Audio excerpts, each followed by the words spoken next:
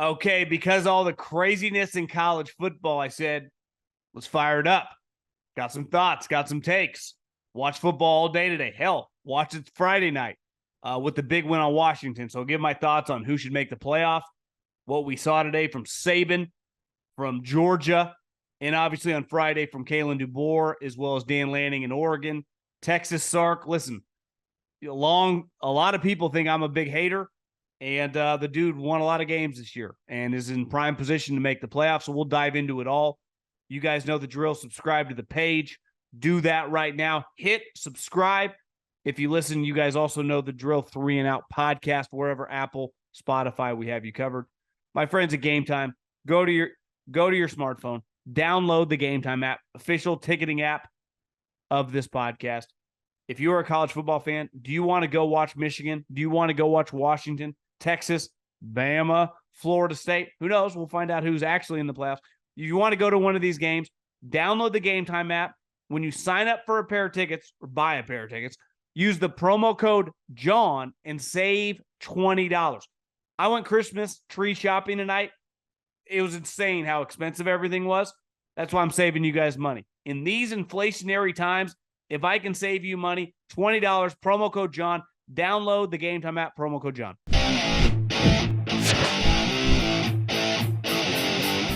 Let's start with Florida State.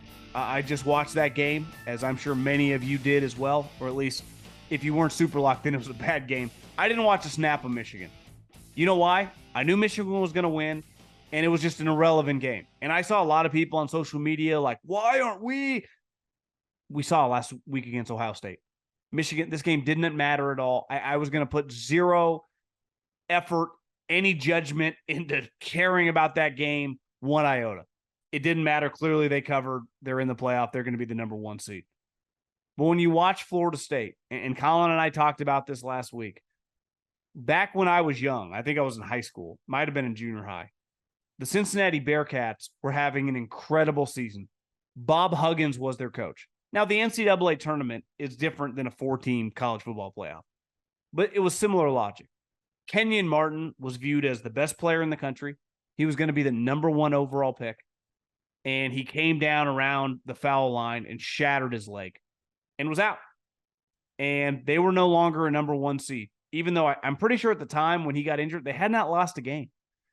And I'm sorry, in football, if you lose a starting quarterback, it changes the way we view you. Deshaun Watson wasn't even that good this year. But the moment he goes down and then DTR goes down and they start Joe fucking Flacco, we don't take the Browns as seriously anymore, right? This is the basic, premise of football is how good your quarterback. I don't care how good everything else is around you. And listen, I am not a Florida State hater. Derek Ray, their general manager, I have known since I worked at Fresno State. He was a student assistant. After they beat LSU 2 days later, we talked on the phone for like 30 minutes. I have followed that program since he has been there now the last couple of years very closely. I was rooting for them. If Jordan Travis's ankle doesn't get shattered, I don't care how weird the last couple games had gotten. If he was playing, they're in. But when he ruins his ankle and is on crutches in a wrap on the sideline, and then the backup quarterback that, let's face it, before Florida knocked him out, didn't look any good, and you go to a third-string quarterback, you're not the same team. And I think the most overused word in just America in general, but we use it a lot in sports, is deserved. Like, deserved. Like, yeah, your resume when Jordan Travis was there was awesome. I give you a ton of credit for playing LSU, and you beat their ass. And listen, you got by Clemson. I watched a lot of that game in overtime. Weird game. But you won the game. You were taking care of business.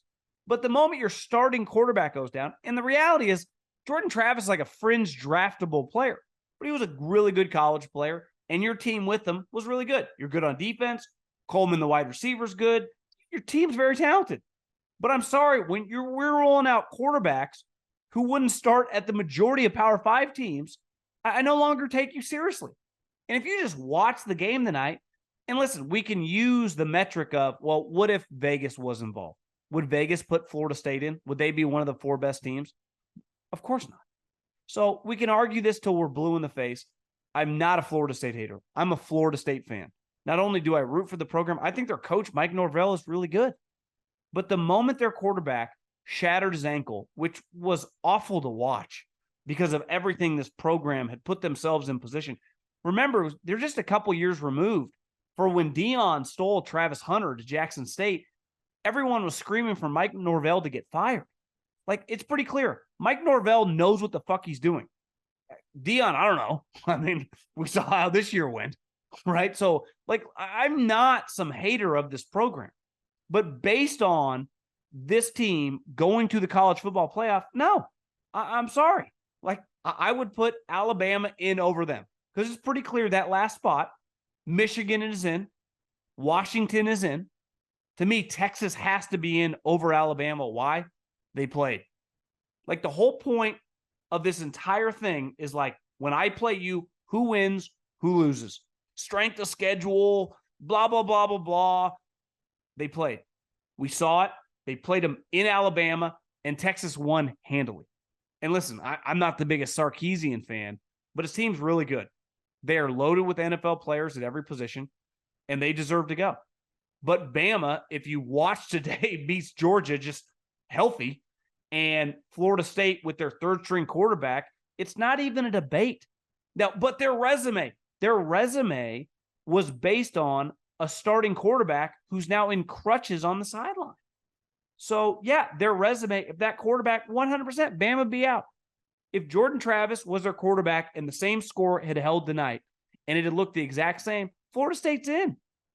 But the moment he got injured, they're out. So to me, it's Michigan, Washington, Texas, Alabama. And honestly, that's what I think is going to happen. Here's another reality. This is a business. Like, this is not Little League. So Ohio State and Michigan and the SEC have carried this sport financially, right? The reason all these people are making all this money is because of that conference in the South and Ohio State and Michigan doing enormous television ratings over the last decade and being very, very relevant. So, yeah, do I give the SEC the benefit of the doubt? Hell yes, I do. Now, would I put Bama and Georgia in? No. And as I said on the podcast, I think on Thursday, my bold take of the week, the reason I took Bama, and I didn't have great faith in it, but I just kind of played the law of averages. The longest winning streak of my lifetime in college football is 34 games, and that's USC. Georgia made it to 29 tonight. It's hard to win that many straight games. It's also hard, like, you're not winning 3 straight national championships. Their team this year, and I'm no like recruiting expert, but their team clearly wasn't as good. The quarterback clearly wasn't as good as Stetson Bennett had been the last couple of years. So Alabama, who Nick Saban is now 11-1 in SEC championship games. He's now 5-1 against Kirby Smart. Now, the one loss did happen in the national championship. But I thought Nick Saban tonight, this season, I went to I got cocktails earlier this year with a buddy of mine in the NFL.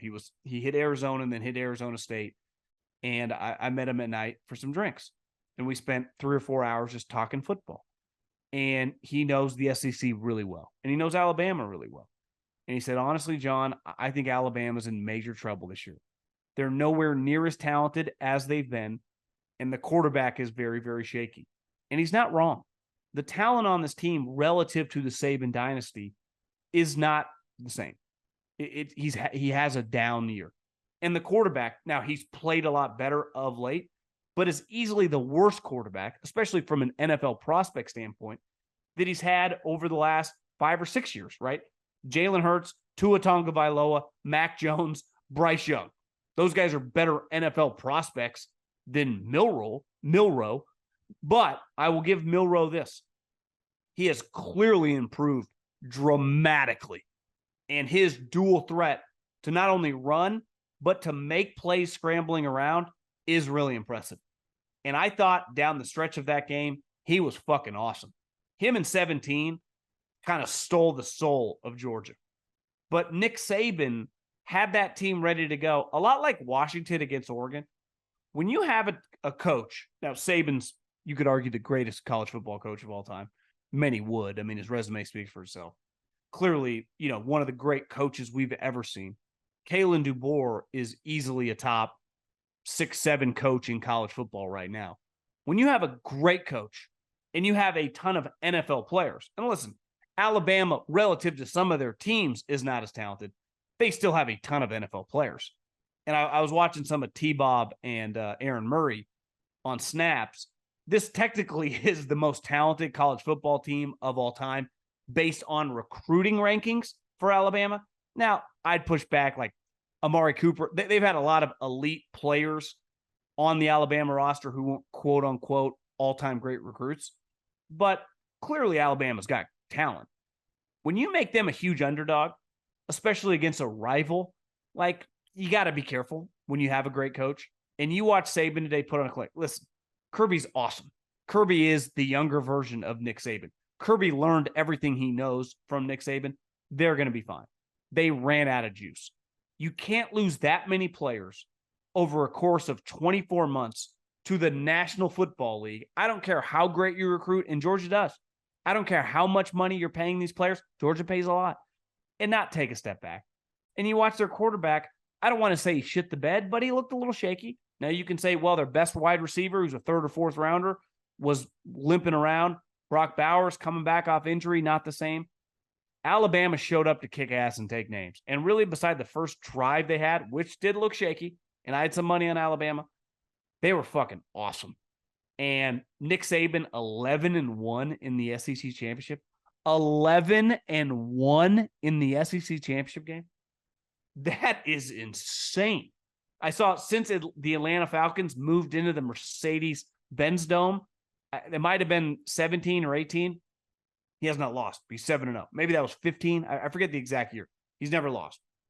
They played in a different stadium before they got the new one. He's never lost in this new stadium. 7-0.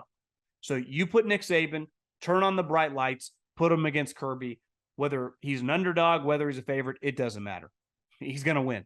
I mean, 5 out of 6 times. And honestly, you put him in that game, he's going to win 11 out of 12.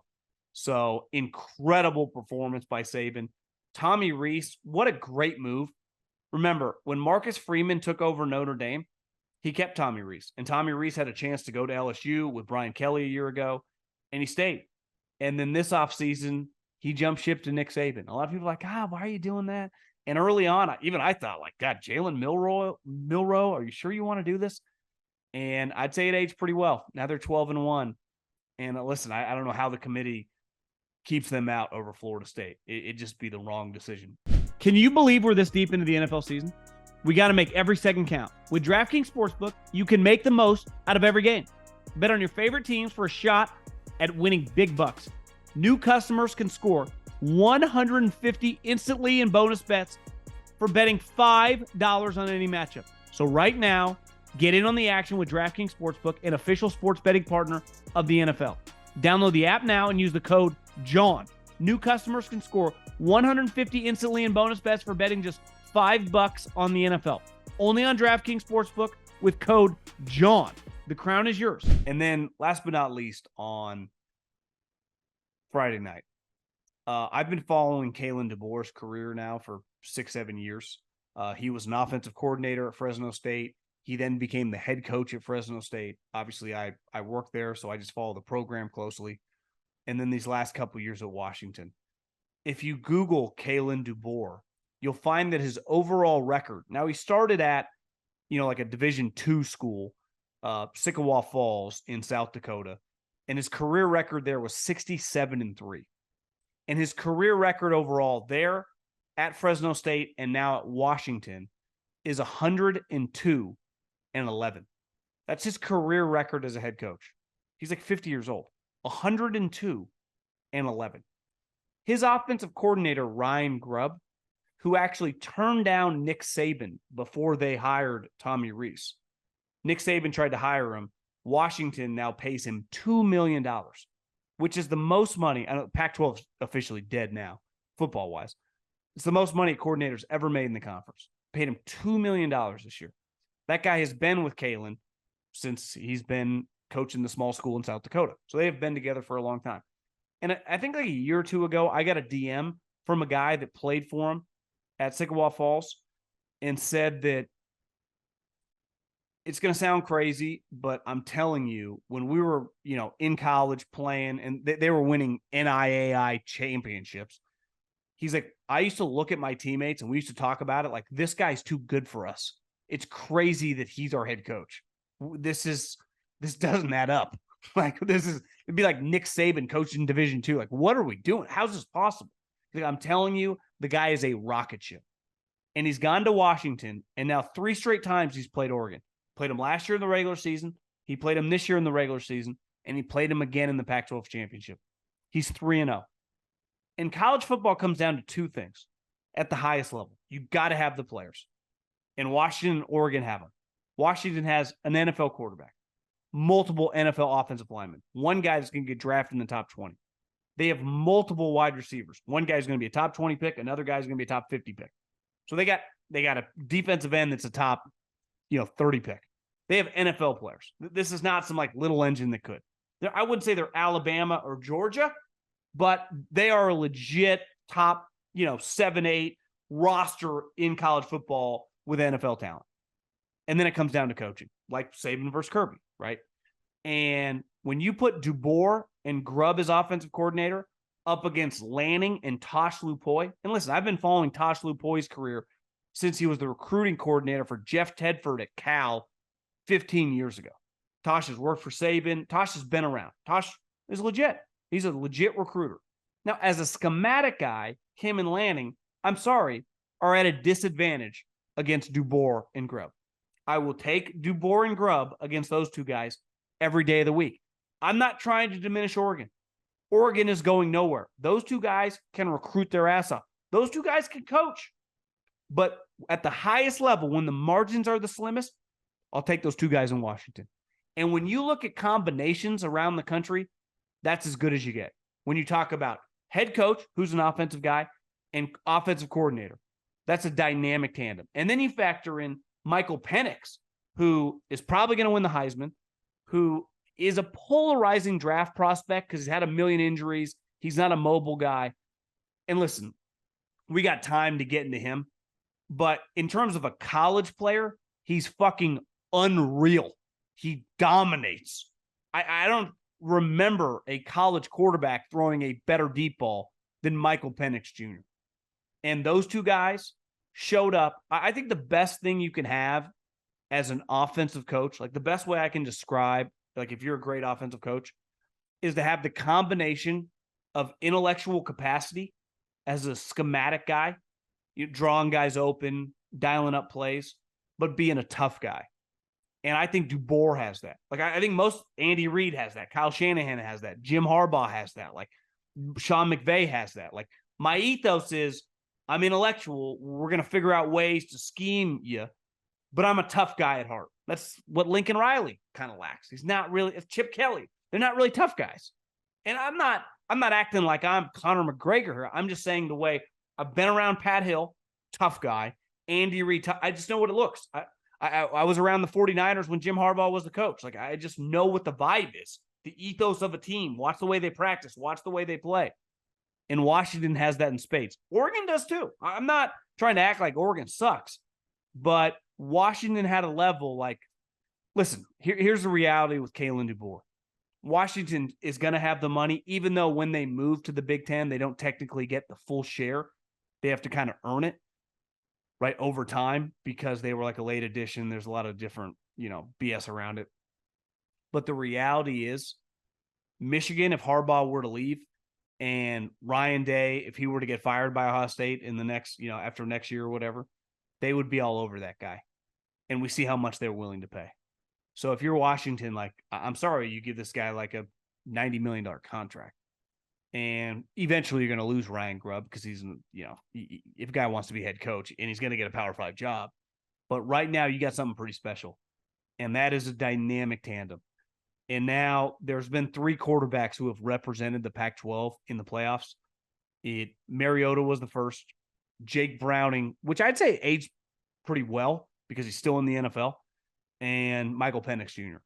So listen, I got nostalgic watching, the end of the Pac-12, even though like these teams aren't going anywhere. Still gonna be able to watch them. They're still playing each other. Like Oregon and Washington will still be a rivalry.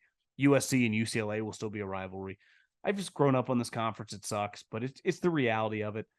I'm glad that on the year where it all ends, they get a legit representation. They get an elite coach leading them in. Like Washington now, um, they've two of the three, teams that represent the Pac-12 over the course of this 14 playoff have been Washington teams. One was Chris Peterson, who's easily one of the best coaches of the last 20 years in college football. And now Kalen DeBoer, who I think is easily becoming a top 5 coach and just operating a top 5 program. And it's fun watching Washington. That was really impressive. Like ultimately, Saban beating Kirby, isn't that weird? It's been happening for a while. We shouldn't be that shocked. It's not that crazy. Like they didn't run up Matt Stafford. I'm sorry, this Carson Beck hype train needs to slow down. And they just ran out of gas. Like it happens. You won 29 straight games. You're bound to lose. That Washington game, I was guilty of this. Loved Oregon. Loved Oregon in that spot. Who didn't? And Washington kind of kicked their ass. Oregon kind of made it a game, definitely in the second half. But Washington was in control from the beginning. And if it wasn't some freak touchdown late, they win kind of easy. Incredible kind of lasting drive by Penix, the wide receivers. The running back runs his ass off, number 7. And just an awesome performance. And college football season has been really fun. I just hope the committee gets it right. Like I said, I would go Michigan. I would go Washington. I would go Texas. And I would go Alabama. And that's no shade at Florida State. It's just when you lose your starting quarterback, I'm sorry, you're no longer the same team. So incredible 24 hours of college football, and let's let the chaos begin.